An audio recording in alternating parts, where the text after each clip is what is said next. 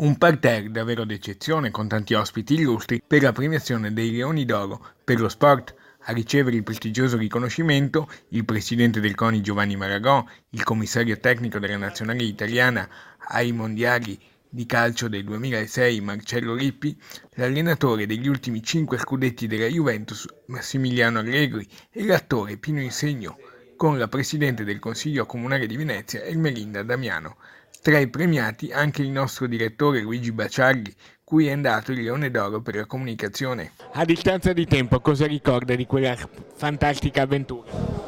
Tutto il bene possibile, la più grande soddisfazione professionale che ho provato nella mia carriera.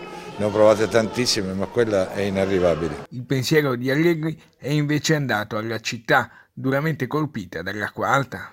L'acqua alta che ha creato danni non poco a tutti i cittadini, sperando che in futuro questo problema venga risolto per il bene della città e per il bene del patrimonio italiano.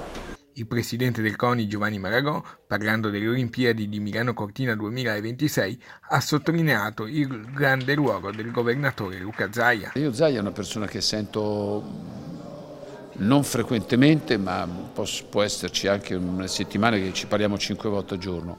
C'è una piena sintonia. Premiato con il Leone d'Oro per la comunicazione anche il nostro direttore Luigi Baciardi. Quindi noi come televisioni siamo contenti di aver reso un servizio importante per quella comunità del Veneto che è stata colpita duramente dal 51 del Polesine, ricordate il Vajont, insomma l'alluvione del 2010. Noi fummo i primi come televisioni a seguire ora per ora tutta questa catastrofe, di questo ci viene dato bene.